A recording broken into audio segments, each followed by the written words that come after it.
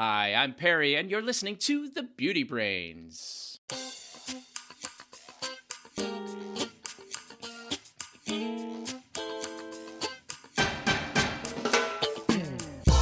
Welcome to The Beauty Brains, a show where real cosmetic chemists answer your beauty product questions and give you an insider's look at the cosmetic industry. This is episode 424.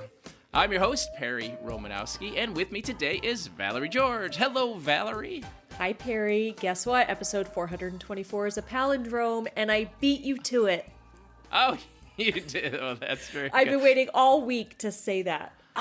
You know, Valerie, not everybody is enthralled with palindromes as me. I was playing cards with a girl last weekend in this card tournament I was in, and her name was Anna, A-N-N-A, and I was like, hey, that's a palindrome. And she goes, what's a palindrome? Oh, my goodness. That's so embarrassing. These young kids these days. But we'll be answering questions like that on today's show, and we'll also be answering questions including what's the difference between Cetaphil and AmLactin? How do you know if a sunscreen is delivering on the SPF that they claim? Are copper peptides better than retinol? How do you stay smoother longer after shaving? And can extreme heat or cold affect the performance of a beauty product? But first, let's talk about you and I and not seeing each other. It's been a little while since the last time I saw you were in Europe. I was. I went to Germany to visit some family, a little R&R, and then I went to a trade show called In Cosmetics Global. This year it was in Paris. Next year it'll be in Barcelona, but it's a busy time of year. I feel like March, April, and May are so hectic with travel in the beauty industry because you have all these shows you have to be at, different meetings, like Makeup in LA, the American Oil Chemistry Convention, Suppliers Day New York, which you and I will be at. It's just, it's a hectic time of year. It is a hectic time of year. But speaking of in cosmetics, so how was the show this year? It was really good. It was so big, and I honestly couldn't get to everything. I felt like it was a little bit bigger than years prior. And I had many meetings scheduled learning about new technologies and all the things for different projects that I have, or even if I'm just curious about a new technology that's being developed. But I'm not too sad because everything that launches at InCos comes to New York Suppliers Day, and I'll also be going to that because I'm teaching a course, and so I'll also attend the trade show. But yeah, really great show. Lots of new technologies on the horizon. There was one technology in particular. There's a company, they always try to find the most insane ingredient sourcing stories. Yeah. And for example, we went to the bottom of the ocean, or this came from Mars. And so the Marianas Trench ingredients? What? I don't know. They had all these fluorescent wasp spiders all over their booth. And essentially the wasp spider creates this peptide, and they were able to, using recombinant technology or whatever it's called, eventually figure out what this peptide sequence was and then recreate it synthetically for different anti-aging benefits. And I just got stung by a wasp in the back of the neck a few weeks ago at work. And so I don't like the word wasp, and I also don't like spiders. And so for me, I was like, I'm sure the technology is really cool. It's not for me. The question is, where you got stung, is it smooth and wrinkle-free? Well, I don't know, because it was nestled under my low bun. Yeah, it's no longer called a rat's nest. It's called a wasp's nest. Oh, well, there you go. Hey, you know what I did since the last time I talked to you? I took in a family of a mother and 5 kittens. Oh, like you're fostering them, or they came from the street? We are fostering them, yeah. Oh, how cool. How does Heat Miser feel? The outdoor cats are not big fans of them, but mostly because the mama cat, who's like a little tuxedo cat, she's a tuxedo cat. She has 3 tuxedo kittens. 1 calico kitten and 1 all black kitten. So I wish we could have more cats. Oh, they sound so cute. They are cute. Actually, if you follow me on Porch Kitty on TikTok, you can see the kittens.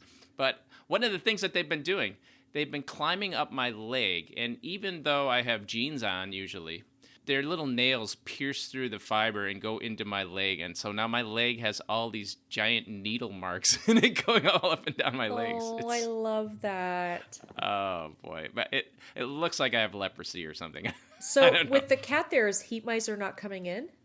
Right. They mostly stay in the laundry room. So, or if my basement is closed off, which is where the kittens and mama are, then I'll let Heat Miser in the top floor. But mostly he's staying outside. But you know what? The outdoor cats, they like to stay outdoor during the springtime when the weather's nicer anyway. Yeah, they don't need you anymore now that the weather... Right. I'm more of their winter refuge, but they still need me for the food. Oh, well, I thought we could talk about it here. Speaking of all the trade shows coming up and Suppliers Day New York, I mentioned I'm teaching a class on Monday, May 18th, and then the Suppliers Day ingredient show is Tuesday the 19th and Wednesday the 20th. I thought we could do a Beauty Brains meetup Tuesday evening in Manhattan. We had a couple listeners say, hey, I would totally meet up with you if you did something, and so I thought we could.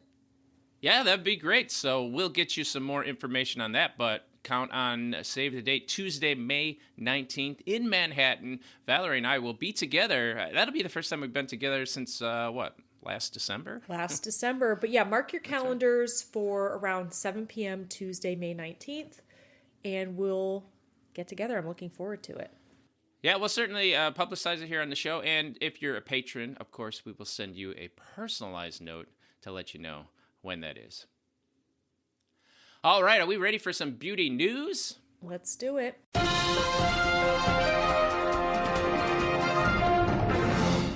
Valerie, I saw this article in Good Housekeeping. It was titled, "This is the most cutting-edge at-home hair care color our scientists have seen in 10 years of testing, and here's why." And whenever I hear about hair color, I think, oh, I must talk to the one of the industry's experts on that, and that, of course, is you. And, you know, it occurs to me, I don't remember there being any big breakthrough in hair color, and I'm kind of surprised because it's very difficult to do, but they say it's the most cutting-edge thing they've seen in 10 years. What's your take on this? Cutting edge is a really strong word. So the technology and product in discussion here is the Clairol Nice and Easy 10 Permanent Hair Color. It's a home hair coloring kit. I'm sure it's very nice. The Clairol people have a great legacy in hair color. And it's meant to process in 10 minutes once application is complete. What's special about this product over other 10-minute colors on the market is that it is using a patented technology by the owners of Clairol, and they are also licensing this technology to Wella. Wella has a salon professional 10-minute color. And essentially it utilizes technologies, I can't really get into the history, but they utilize ammonium carbonate, which helps contribute ammonia to the formula. And they also use glycine in the product, which is an amino acid. And this helps facilitate the product working efficiently in 10 minutes and not proceeding past that 10-minute mark, and helps reduce damage in the hair. So it is a technology that actually really works. It hasn't been on the market to anyone else because it is patented to them. It's not sexy chemistry, but it actually does work. Would a consumer notice a difference over other 10-minute color? I don't know, but it has a really nice comb applicator. And the fact that they haven't seen cutting-edge hair color like this in 10 years isn't necessarily like this is the best thing that's happened in 10 years. There just generally is not a lot of innovation in the hair color market because it's reactive chemistry. New compounds can't really be introduced because they require extensive safety and animal testing and all those kinds of things. So it's a really nice product, and I'm sure it works really well. If you have stubborn grays, maybe you need to leave it on longer than 10 minutes, but it is really a true technology. Okay, so the main reason that this is new technology is the patent piece, but it's been around for a while. It's just that other companies can't use it. That's correct. Although a sister company, Wella, is utilizing this technology in their professional 10-minute color, it would be exclusive to Clairol. Ah, well, there you go. The big guys patenting the good stuff that rolls on, right? Yeah. Now, whether it's better than conventional color, this is 10-minute color. It has a very specific look to it. I think that remains to be seen to the user. If you have a color you love and you want to switch it and give it a try, I would go ahead. But if you are already loving what you have, I would say just stick with what you have. I don't think there's any monstrous improvements in performance. All right. Speaking of monstrous improvements, did you see this article in GCI magazine? It says the hot ingredient in cosmetics is PDRN.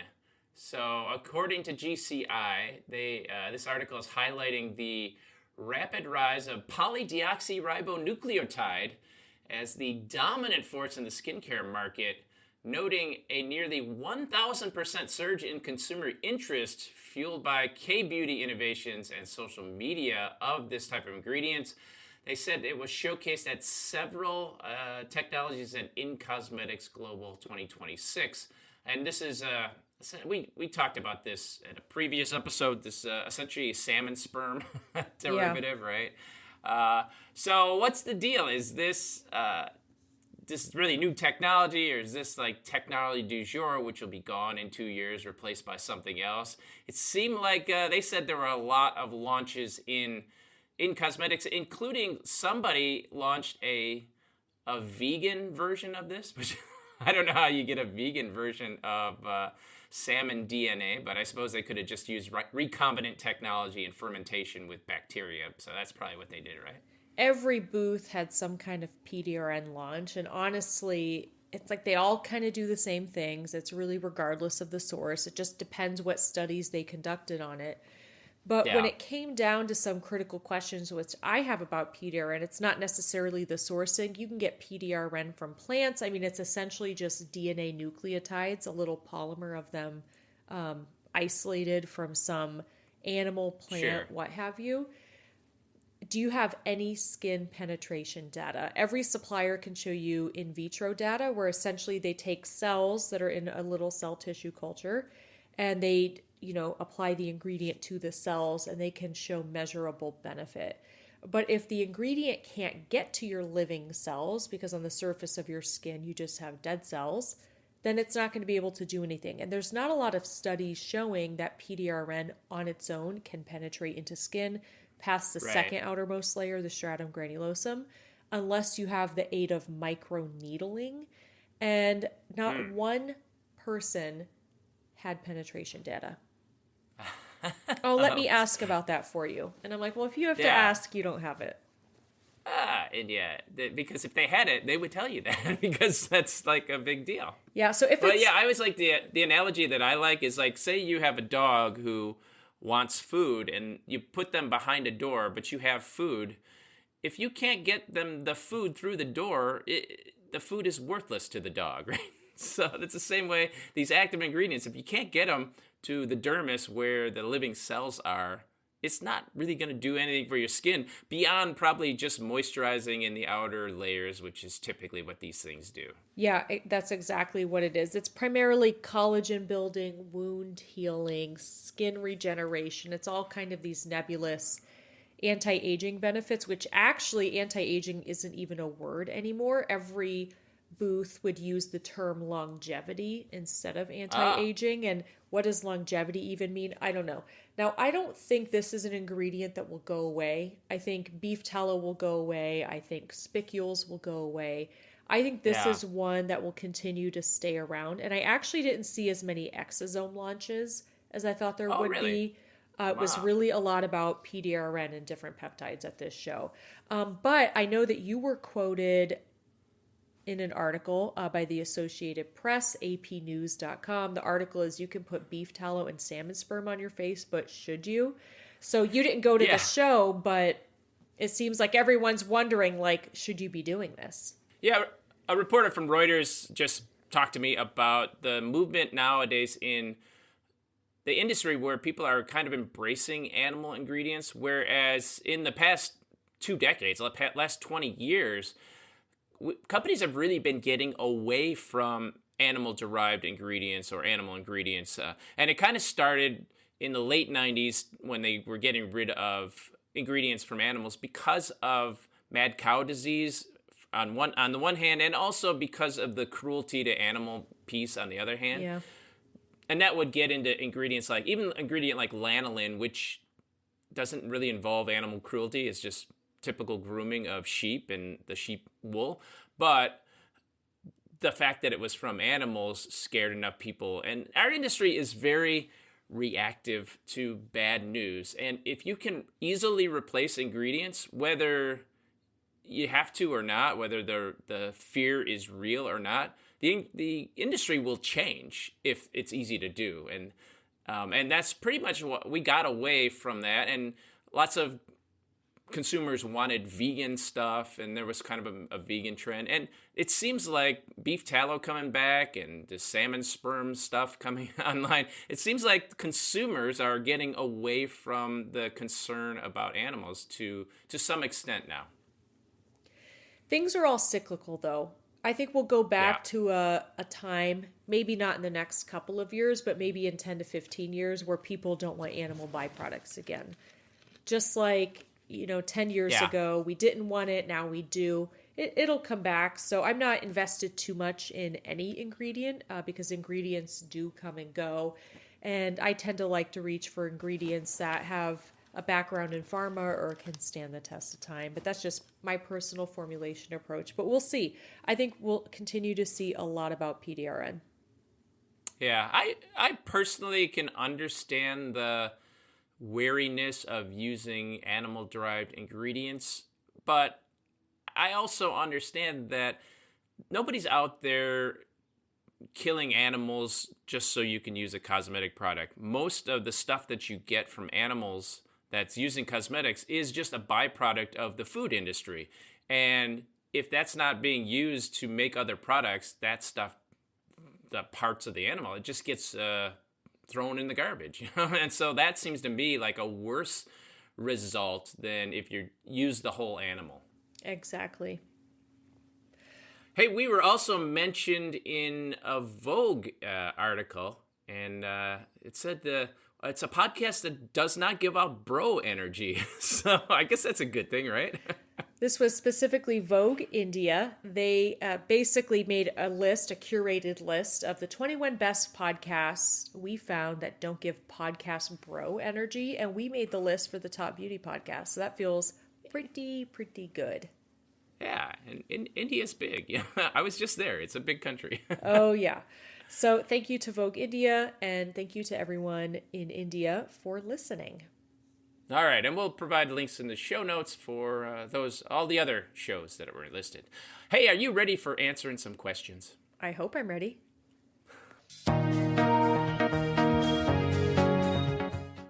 Our first question comes to us from Laura. She says, "Hi, Valerie and Perry.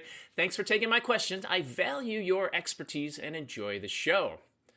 I was using AmLactin Intense Healing on my body and sometimes my face after showering. I heard that it helps with crepey skin. Recently, I saw my dermatologist and she told me to switch to Cetaphil Hydrating Firming Cream instead. The ingredients are different. The AmLactin smells stronger and is thicker, but the Cetaphil seems more hydrating. For comparative purposes, which is the true skin firming product, if such a thing even exists? Thank you, Laura." All right, are you familiar with these two products? Certainly the Cetaphil. I actually am familiar with both of them. Oh, really? Okay. I am, yeah. So the first time, Cetaphil I've used tons of times, and we actually have some in our bathroom. It's a pretty standard issue, lotion type formulation. No bells and whistles, in my opinion, to be honest, but it feels nice. It feels a little bit occlusive. The AmLactin product I got because someone that worked we had a test salon in our lab, or I guess the salon would say they had a lab in the test salon. But nonetheless, one of these salon professionals was like, "Oh my gosh, I love AmLactin. It makes my skin so soft." And that's all I knew about it. So I bought a big bottle off Amazon and I was dousing myself head to toe. And for a couple weeks, Perry, I was like, where is the tube of hair color? I thought I had a tube of hair color in my bag, or like residue on my clothes, I kept smelling ammonia. And then it hit me. Oh, okay. It is the lotion, because the key ingredient in AmLactin, it's purported to contain 15% lactic acid, but it's actually as ammonium lactate in the formula, which is the ammonium salt. And so essentially, once the lotion is applied to your skin, the ammonium lactate, the lactate portion gets converted into lactic acid. So it's not free lactic acid in the lotion, and the ammonia molecule is released. And so I'm really sensitive to ammonia. I work with it every day. And so I was smelling what I thought was a tube of hair color that burst open onto my bag or clothes. And in actuality, I was smelling myself. Oh, boy. Well, so this one has that lactic acid, and that's actually...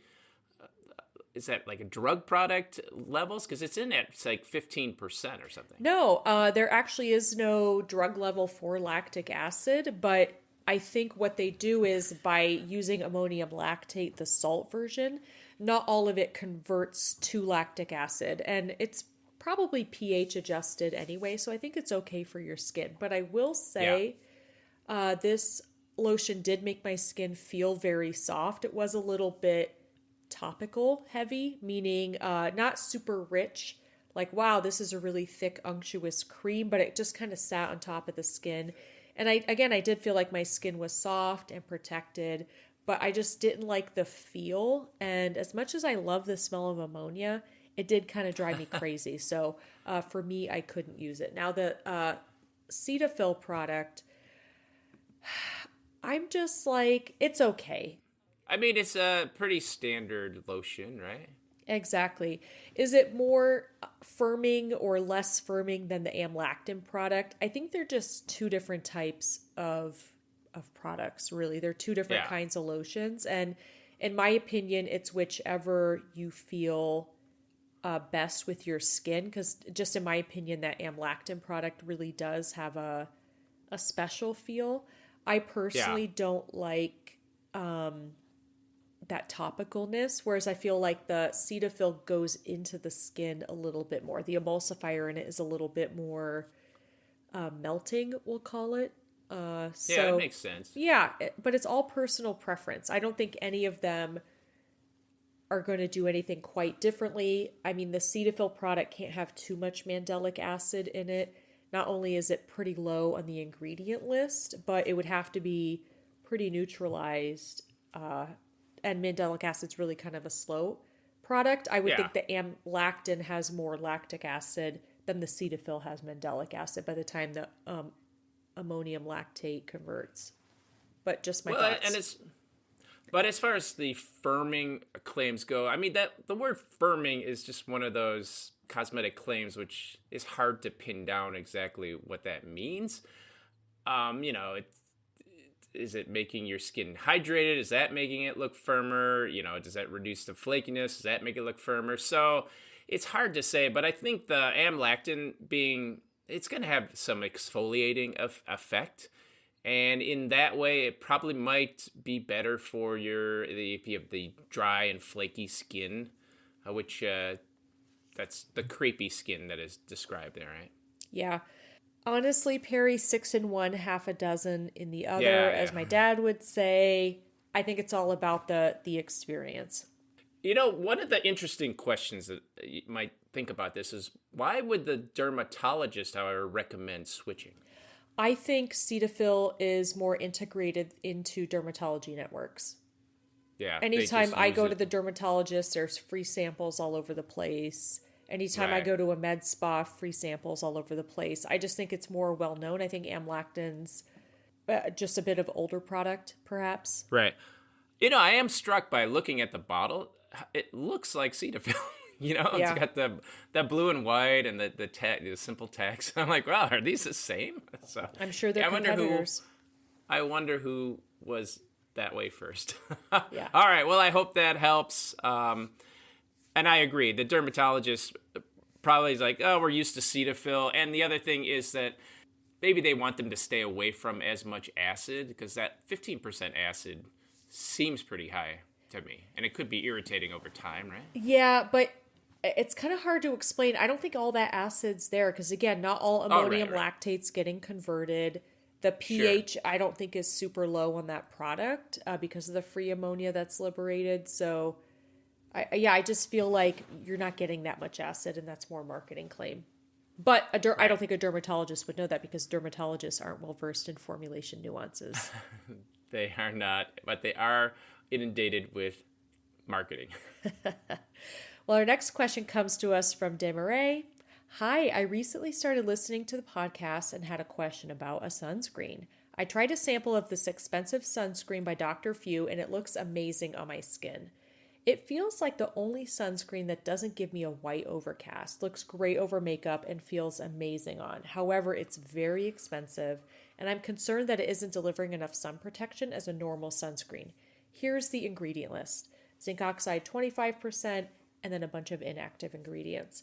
I'd really appreciate your thoughts on if this purchase would be worth it. Are there alternatives to look for? And why do most sunscreens tend to look bad and flaky on my skin while this one doesn't? And if I'm truly getting enough sun protection with this product, or would I need to layer it with another sunscreen? Or is it simply worth it for just the moisturizing effects alone? Thanks so much.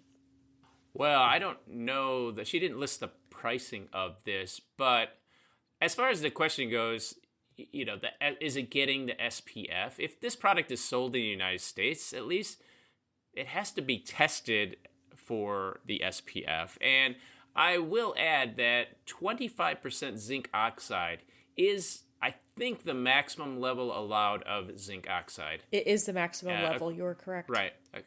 And in that case, I would anticipate, if it's formulated properly, that you're going to get the SPF that is claimed on whatever it is. Now, I don't know what the SPF for this particular product is claiming, but if it's SPF 30 or SPF 50, you can certainly achieve that with a zinc oxide at 25%.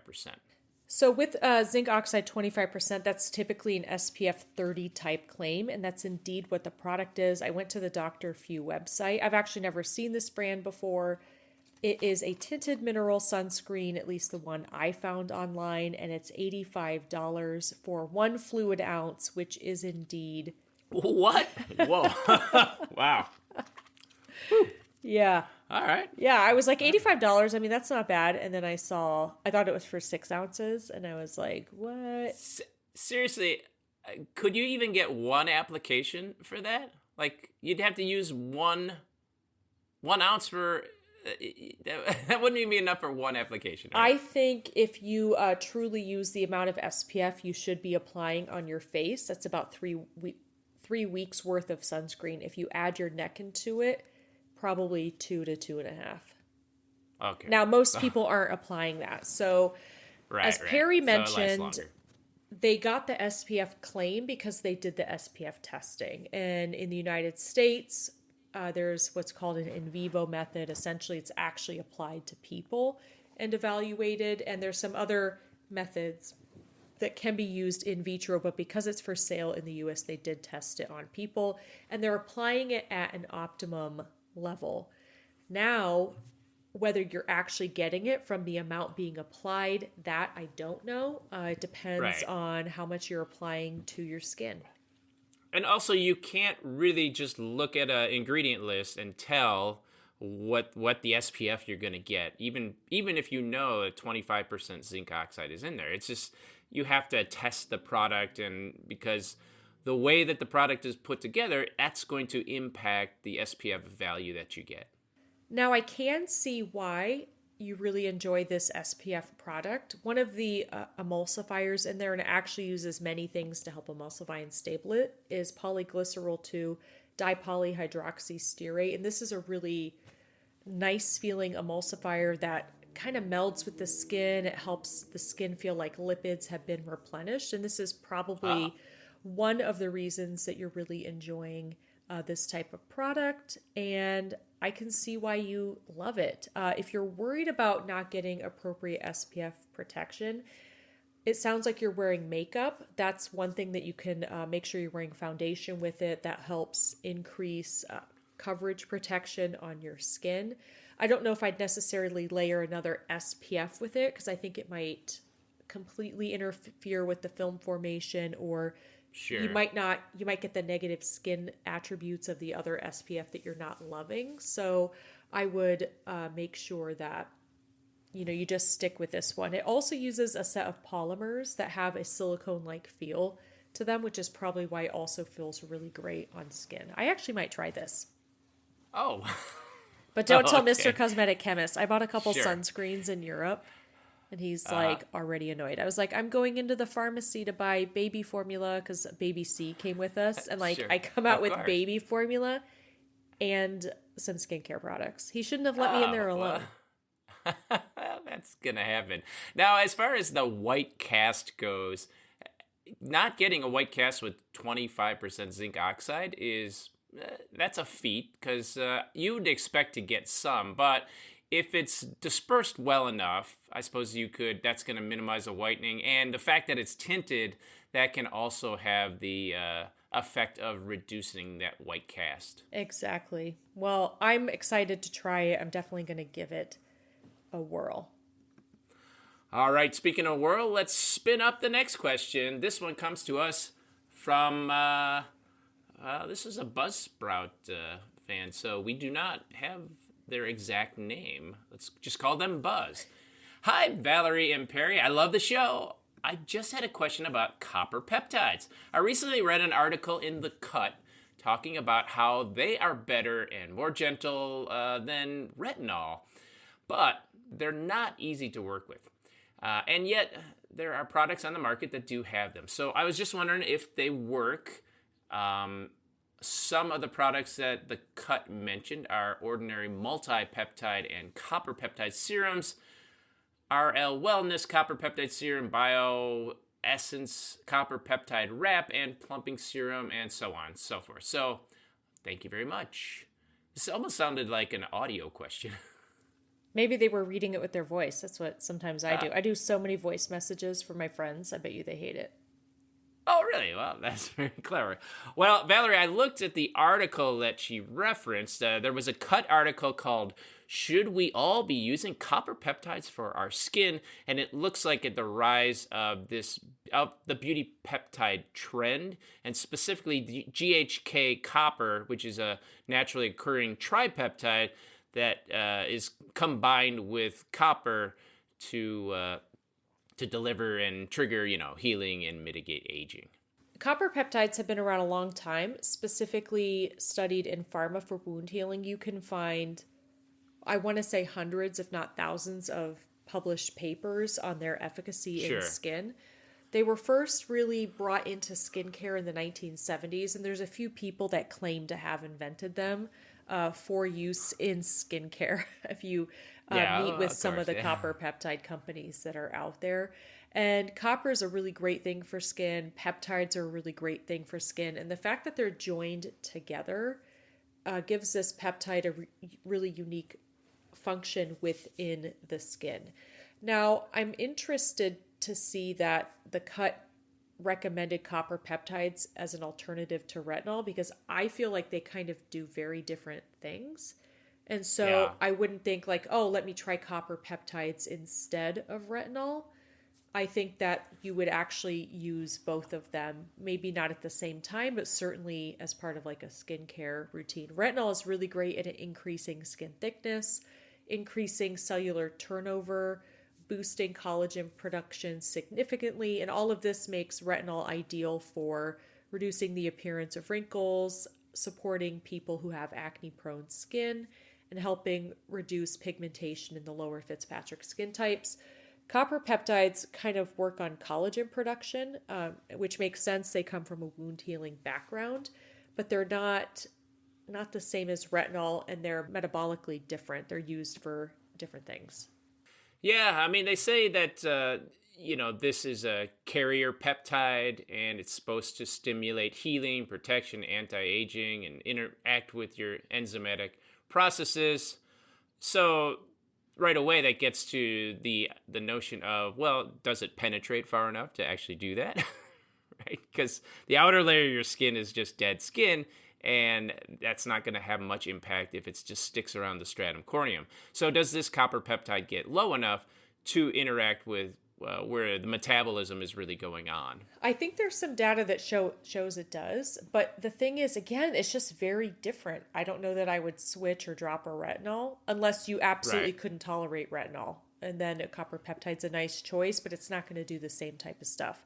Now, I always wonder how much copper peptide is actually in formulas because copper peptide comes as a very bright blue powder. And you can get it in solution. Guess what? It's a very bright blue solution. And if the product you're using that has a copper peptide in it doesn't even have a tinge of blue, I can assure you it hardly has any copper peptide present. You know, it's one of those ingredients where to notice an effect would take a long time. A very long time. Whereas retinol, I think you get more quicker results. It's kind of immediate use. And so when you are facing the beauty industry with a product that can take a long time to have an impact, people are usually going to default to whether they like the moisturizing effects or the immediate feel effects of it. And from the marketer's standpoint, there's no real benefit to adding the copper peptide at a high level because that's going to cut into your profit. And so you can get the same impact, the sales impact, the marketing story by putting it in at a low level and relying on the moisturizing effects of your product to, you know, make people like the product and keep buying it. And then the copper peptides story of it, whether it works or not, does not really matter. And so I think that's generally what happens with most of these kinds of products. Yeah, look for the blue in a copper peptide product. Look for the blue. But as an aside, I added the Dr. Few sunscreen to my cart. And of course, it recommended some other products for me. And I was like, oh, well, let me just see if any are, you know, copper peptides or anything like that. And of course, you know, this doesn't have anything. But I found a product that it's recommending for me, even though I don't take GLP-1s. Derma Reverse for GLP-1 users. $300 for an ounce. Wow. Is this Dr. Few? Boy. Dr. Few. Wow. Someone's got to pay his med school loans, but yeah, looks like it's us. So. Yeah. But he actually did. I mean, this just shows how some studies can be biased. You always have to look at who's doing it. But they did a 6-week double-blind placebo-controlled clinical trial published in the Aesthetic Surgery Journal Open Forum, which, you know, you might not be a fan of that publication. But anyway, nonetheless, I mean, it looks interesting. They do have a peptide Is that a pay-for-play journal? You know, you can just pay to get your stuff in there? I think so, yeah. It has a peptide in it. It's not a copper peptide, so I won't be adding to cart. Oh. All right. Well, there you go. We ready for the next question? Our next question comes to us from Z. What can I do? A patron. Hello. Thanks for supporting us. Yes, thank you. What can I do about the needles on my face after I shave? I'm pretty lazy and I would like to just have to do this once after shaving. Shaving less close helps, but I'm pretty lazy and would like to shave as little as possible. I was thinking of using a hair relaxer, but the AI said that there are no appropriate chemical treatments. The AI suggested abrasives, and I tried some disposable pads, but they require continued use to be effective. I think this calls for a portable sander. Suggestions on grit or a better alternative? Well, I don't think a portable standard is a portable idea. Sander. I don't think a portable sander is a good idea for your face. Although I do have a razor, electric razor, which to me seems like a portable sander, right? Because it's kind of the same thing. Kind of is. So, Perry, I don't shave. I don't have a daily beard or mustache to worry about. Sometimes I do shave my face to get all the vellus hairs off if I need, if I have like an up close headshot or something like that coming up. But is Z speaking to like you shave and then your face feels prickly? Like what's the problem? Yeah, it's like you have like the beard stubble. If you don't get a close enough shave and you know, I shaved today recently and so it's pretty short, but if you just move up like that, you can feel the little hairs. It feels almost like sandpaper itself. But if you really shave close, and if you're using a new razor, I rarely use a new razor because I'll use a razor disposable for a couple of weeks. I'm not, hey, don't take grooming advice from me, but it works for me fine. You don't get really as close to shave, and so it can actually feels rough. That's what it is. Would exfoliation help, like a glycolic acid or a lactic acid, something that could also help soften the hair? I don't really think so, because that effect that you're feeling is the hairs. And so if you're exfoliating, you're kind of raising the hair, right? You're removing a top layer of skin, and that kind of raises the little stubble of hair up a little bit. And so you could feel that. So, that's not going to be honest with you, I don't think there is any great simple simple thing that you could do here, short of Nair, something like that.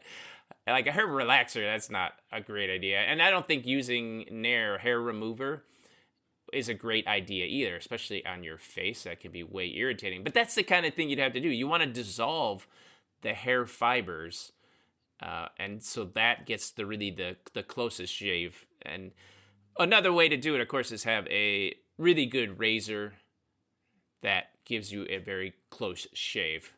Interesting. Nair, which uses like thioglycolic acid or some similar chemistry, it's a thiochemistry, essentially eats away at the disulfide bonds within hair until the hair kind of dissolves and falls away. I don't really think that's recommended to be used on the face, and it has a horrific odor, by the way. Right. Yeah. No. Yeah. No, you shouldn't use that on your face. Yeah, but what you could do is, I'm trying to find something online, but basically there's this material that I used to use in another lifetime for a project to help soften hairs for shaving. And essentially it's a sodium PCA and amino acid blend that really work to soften the hair to make shaving a little bit more comfortable. And I'm wondering if we could find a product like that. That would be really interesting. I'm seeing something called amino acids plus B5 by The Ordinary. I don't know if it has all the amino acids or this complex that I'm looking for, but this actually might be a really good item to try, and I would leave it to kind of soak on the face before your shave to help soften those hairs. And it's only like $9 for an ounce or 1.7 ounces, so it's either 30 or 50 mil. But I think this has a protein complex in it, or amino acid complex that might help with that. Another thing that you could do also, I think, moisturize after you shave. That could help to mitigate the effects of this. But there aren't hugely great answers out there. Yeah, unfortunately not. But hopefully, Z, that product from The Ordinary that I just mentioned, try leaving that on and see if it helps give you a little bit better of a shave that doesn't leave those needles. But yeah, don't use a portable sander. All right, we have one more question from Emily. Emily says, my salon recently received a shipment of hair color developer and shampoo that had frozen in transit. Our rep assured us that it won't adversely affect the products, but I'd like a chemist's take. Can extreme cold or heat impact the performance or stability of these or other beauty products? Well, this is a very interesting question because it's a thing that people don't really think about. They don't. But when you manufacture a product, it gets put into a warehouse onto a pallet. That pallet gets put into trucks, and the trucks are driving, if you're in the United States, they're driving to the south, they're driving to the north, and overnight they might be in freezing conditions, it might be in hot conditions, like in a desert or something. And so that formula or that product can go through all kinds of different temperature swings. The same product could go through a hot state and a cold state, in the same day. And so when we're formulating products, we do a thing called stability testing. And you test in a stability test, you test products at different temperatures and at different light conditions. And ideally, if you formulated a product properly, it should remain stable no matter how it's exposed out into the real world. However, that's just ideal. What's your thoughts on this? Generally, hair color, developer, shampoo, depending on the formula, they're pretty tolerant to freeze thaw. Unless, Emily, you're in Siberia. Then, I'm not joking. There was once an issue with things getting frozen in Russia and even northern Canada, but these are like really deep temperatures.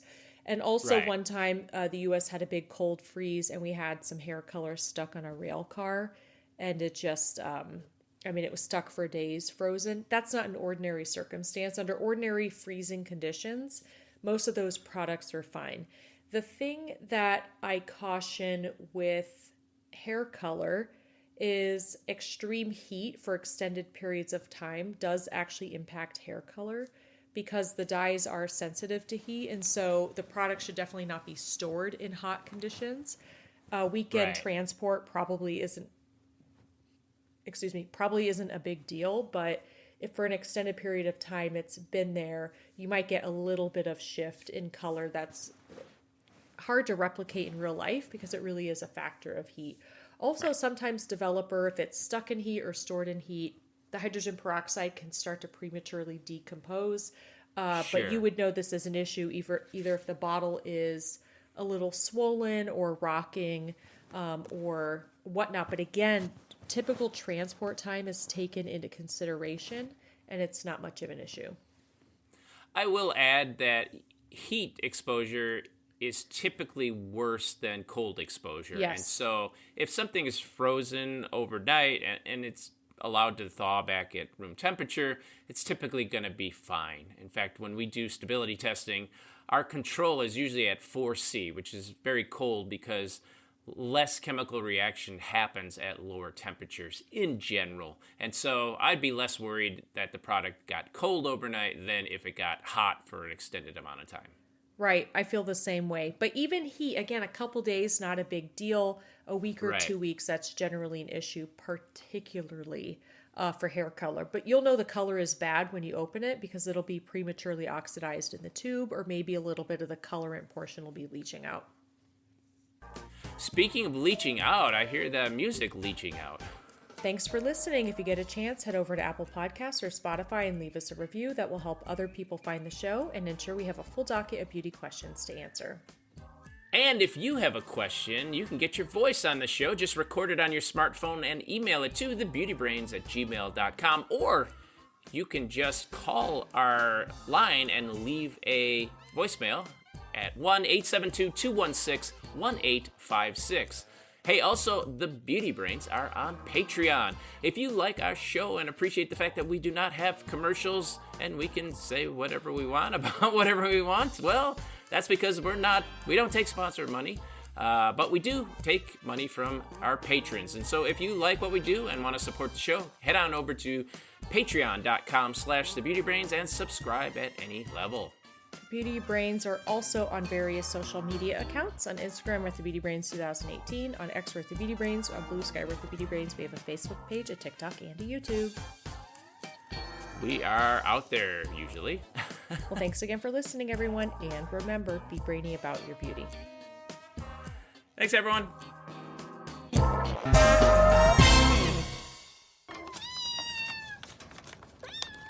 Kittens.